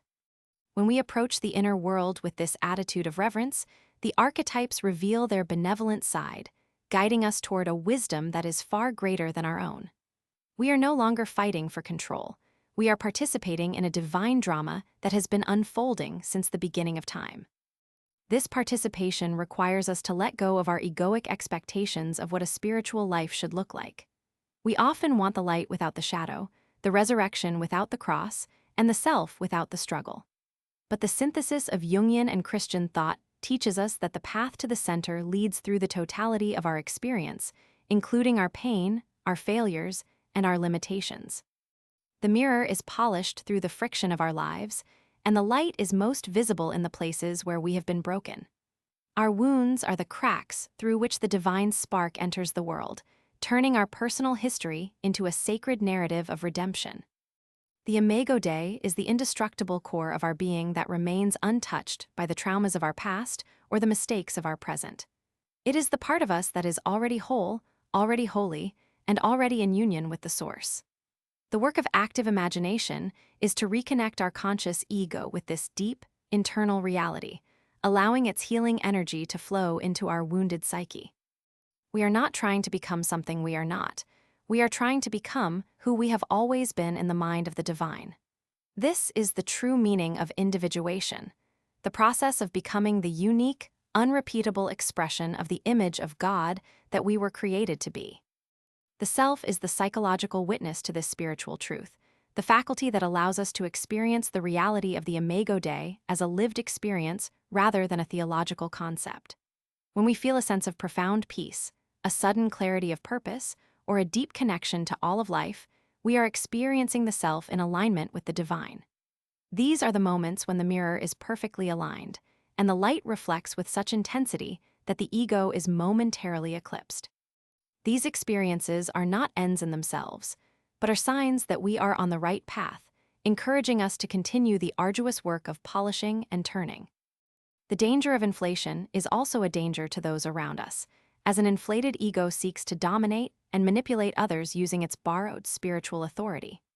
A person who has mistaken their ego for the self will often demand a cult-like devotion, believing that they have a direct and exclusive pipeline to the divine.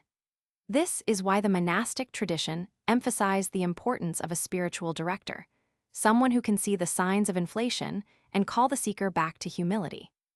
In the modern world, the synthesis of psychology and spirituality provides us with internal checks and balances, using the insights of the shadow work to keep our spiritual aspirations grounded in reality. We must always be willing to look at the ways we are using our spiritual experiences to feed our egoic needs. The mirror and the light metaphor also explains why different people experience the divine in such different ways. The light is one, but the mirrors are many, each with its own unique shape, texture, and history. The divine presence is filtered through the specific psychological structure of the individual, creating a variety of spiritual expressions that are all valid and necessary. One person may reflect the light as a call to social justice, another as a path of artistic creation, and another as a life of quiet prayer.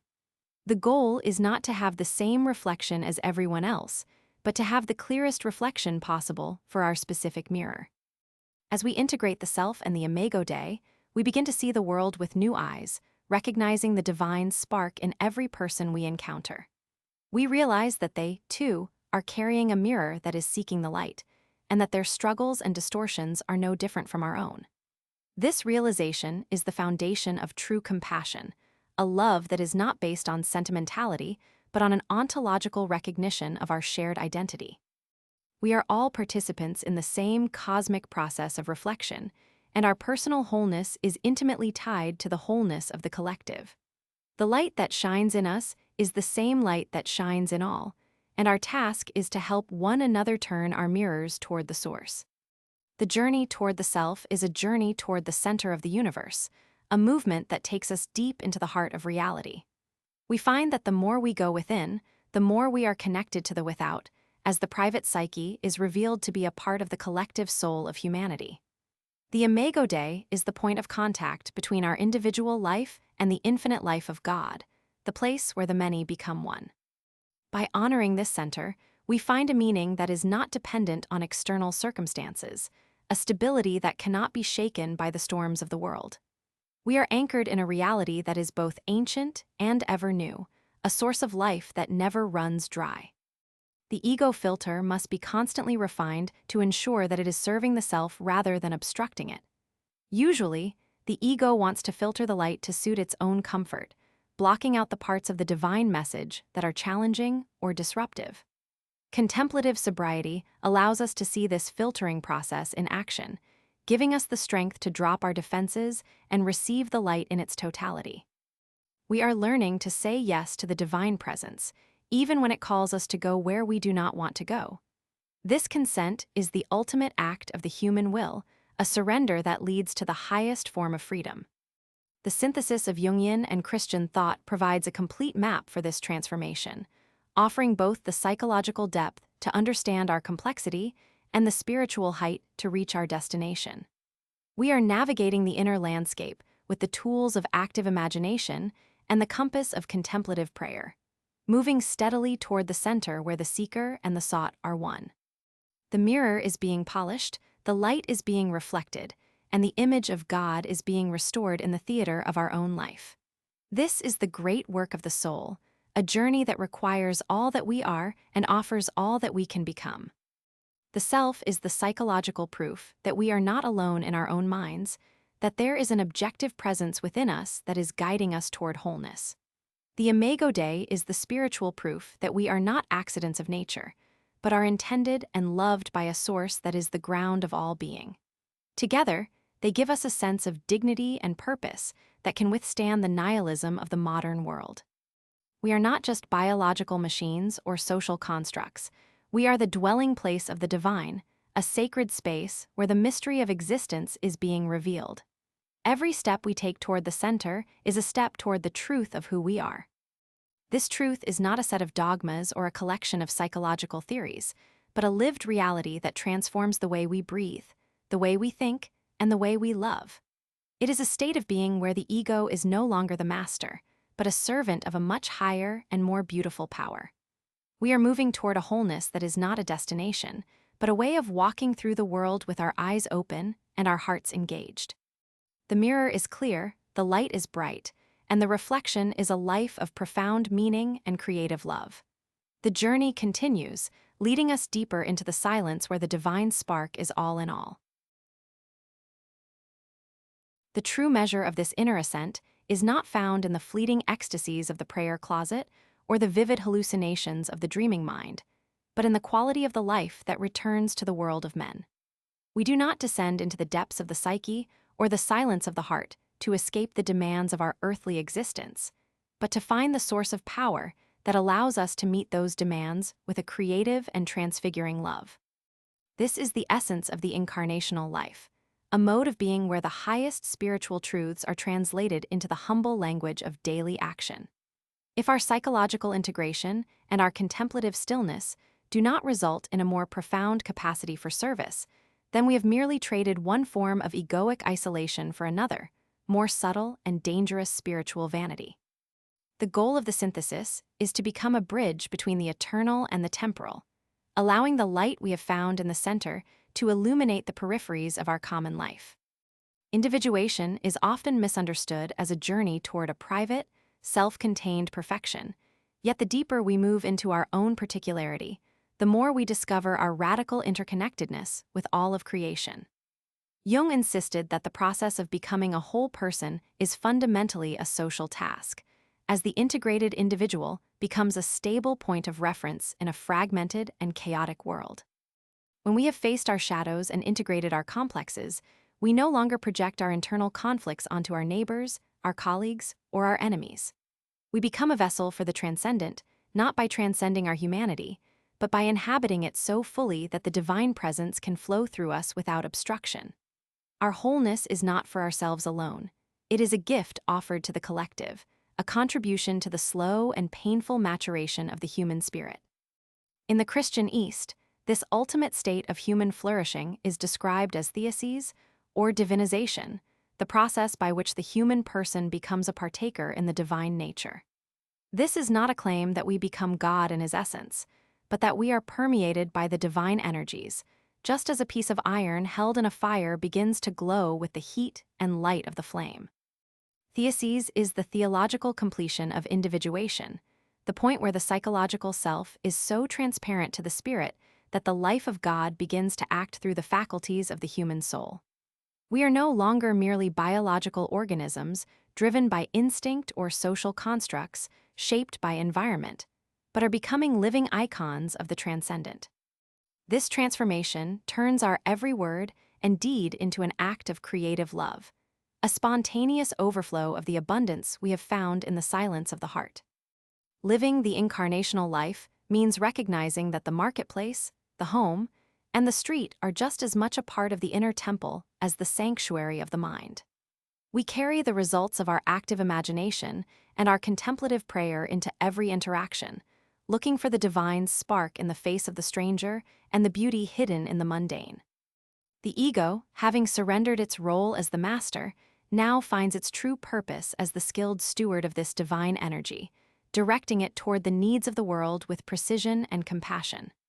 We are not looking for a way out of the world, but for a way to be more deeply in it, acting as nodes of presence that bring order to chaos and light to darkness. This is the synthesis in its final form, a life where the psychological and the spiritual are unified in a single, continuous movement of self-giving love. To sustain this elevated mode of being, we must commit to a daily protocol that honors both the depth of the psyche and the height of the spirit, creating a rhythmic oscillation between the image and the silence. This discipline begins with 15 minutes of active imagination, a time dedicated to checking the interior weather and engaging with the autonomous life of the soul. We sit with a journal and allow the images of the unconscious to emerge, speaking to the figures of our dreams or the personified energies of our moods with the same seriousness we would accord a living mentor. We do not merely observe these figures. We enter into a dialogue, asking them what they require and what wisdom they have to offer the conscious ego. By writing down these interactions, we provide a container for the psyche, ensuring that the insights of the deep self are not lost in the noise of the day. This psychological work serves as the necessary clearing of the ground, identifying the roadblocks and shadows that would otherwise clutter the inner sanctuary.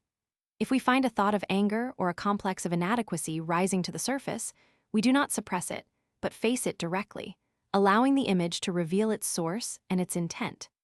This active engagement prevents the unconscious from sabotaging our stillness, as we have already given the psyche a voice and a place to be heard. We are performing a daily act of spiritual cartography, mapping the shifting terrain of our internal world so that we can navigate it with clarity and purpose. Once the dialogue has reached a point of resolution, we offer the day's images up to the source, preparing the mind to move from the multiplicity of the psyche into the unity of the heart. The second half of the protocol consists of 15 minutes of contemplative prayer, a transition from the world of images into the profound weight of the divine presence. We move from the journal to the stillness, using a simple prayer or the rhythm of the breath to tether the wandering mind to the eternal now. This is the practice of Hesychia, where we descend below the level of discursive thought to rest in the center of the heart, the place where the human spirit meets the divine light. We are no longer talking to ourselves or even to the archetypes. We are waiting upon the guest who is more intimate to us than we are to ourselves. In this silence, the work of the previous 15 minutes is transfigured, as the integrated parts of the psyche are bathed in the uncreated energies of the spirit. This daily rhythm creates a psycho-spiritual architecture that is both resilient and receptive, grounded in the reality of the human condition and open to the grace of the transcendent. The 15 minutes of active imagination ensure that we are not bypassing our humanity, while the 15 minutes of contemplation ensure that we are not becoming lost in our own psychology. Together, they form a complete discipline of transformation that addresses the totality of the person, turning the ego into a flexible lens through which the light of the self can shine. Over time, these 30 minutes begin to bleed into the rest of the day, creating a state of continuous watchfulness and prayer that persists even in the midst of our busiest activities.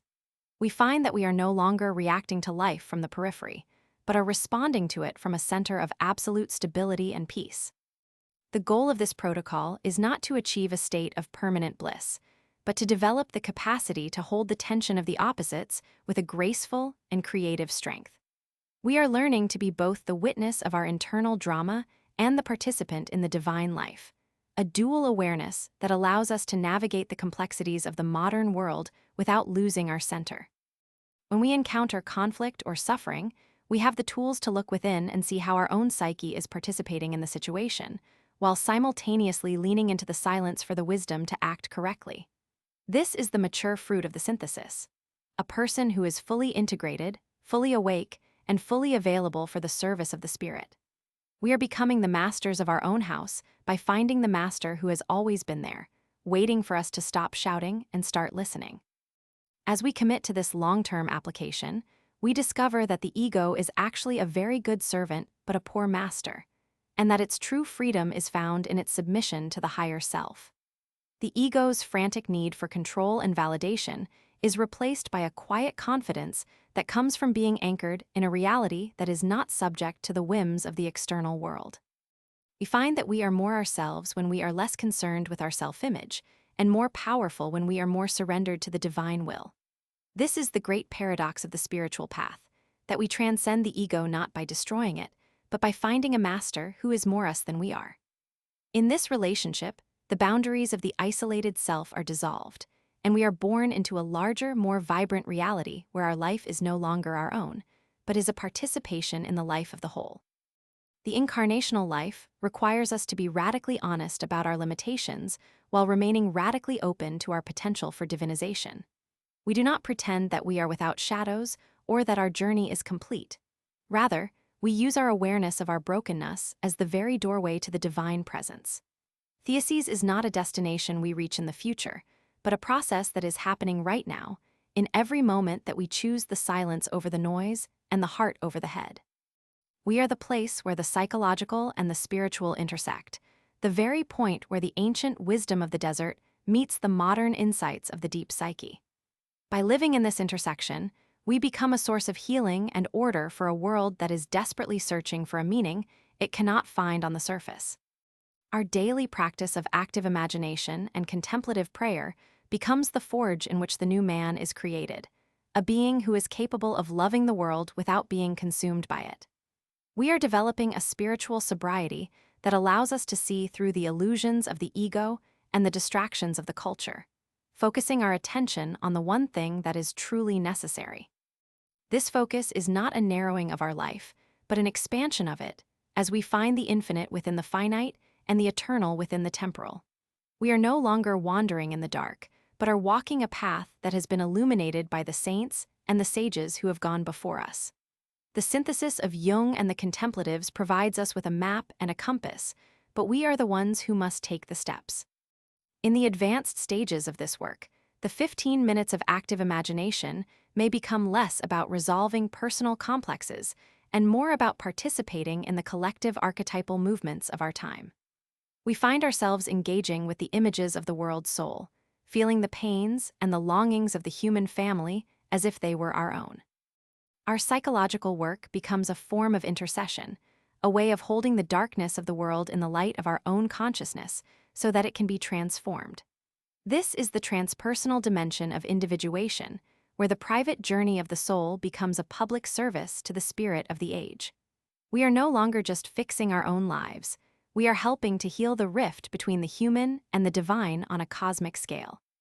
Similarly, the 15 minutes of contemplative prayer may deepen into a state of profound union, where the sense of a separate self begins to fade into the background of a vast, radiant awareness.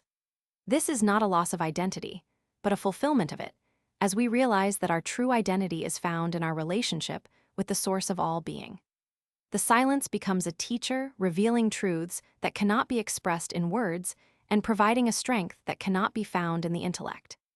We return from this silence with a renewed sense of purpose and a deeper capacity for compassion, ready to meet the world with a heart that is wide open.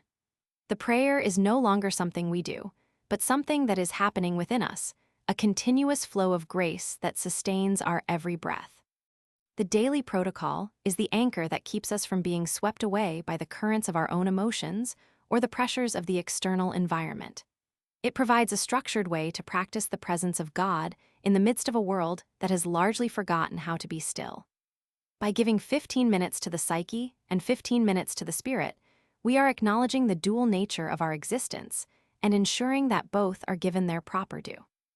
This balance is the secret to a sustainable and transformative spiritual life, one that does not burn out in a fever of asceticism or get lost in the weeds of psychological analysis. We are building a temple that is strong enough to hold the fire of the spirit and wide enough to welcome the complexity of the human soul. The results of this long-term discipline are seen in the subtle shift in our character, a slow and steady movement toward a more profound humility and a more courageous love. We find that we are less easily offended, less driven by the need to be right, and more capable of seeing the world through the eyes of the other.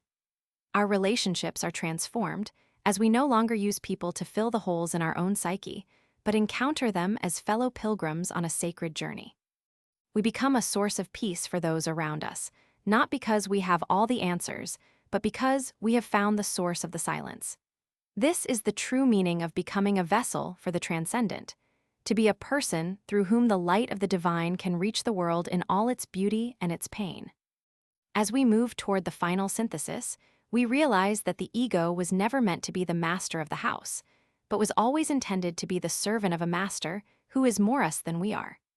We transcend the ego only by finding this deeper center, a point of stillness and power that remains unmoved by the fluctuations of the mind or the circumstances of the world. This relocation of the center is the ultimate act of freedom, a release from the prison of the false self and an entry into the glorious liberty of the children of God. We are no longer living for ourselves, but are participants in a grand, cosmic drama of redemption and transformation. The journey beyond the ego is a return to the heart, where the seeker and the sought are revealed to be one in the light of an eternal love. The synthesis of Jungian active imagination and early Christian contemplative prayer is not merely a theoretical framework, but a living, breathing path of transformation that addresses the deepest needs of the modern soul. It offers a way to navigate the complexities of the psyche without losing our spiritual center, and a way to practice contemplation without retreating from the world. We are called to be psycho-spiritual architects, building a life that is a bridge between the depths and the heights, the image and the silence. By committing to the daily protocol and embracing the incarnational life, we become the place where the heavens and the earth meet, reflecting the glory of the divine in the theater of our own humanity. The ego is finally at rest, and the master is at home, and the work of creative love can truly begin.